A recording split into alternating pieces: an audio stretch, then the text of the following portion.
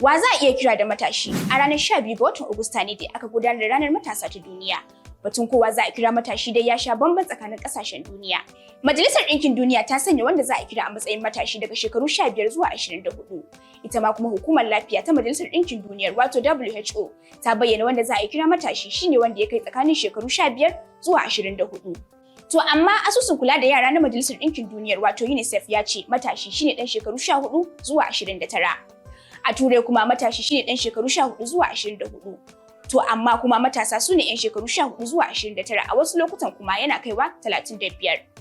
Idan muka dawo Najeriya kuma a hukumance matasa su ne 'yan shekaru 15 zuwa 29 bayan da gwamnatin ƙasar ta sauya daga tsohon tsari a shekarar 2019. Wanda a baya a Najeriya ana ganin matashi shine ɗan shekaru 18 zuwa 35. Ƙasashen Afirka da dama dai suna ɗaukar matashi shine ɗan shekaru 18 zuwa 35.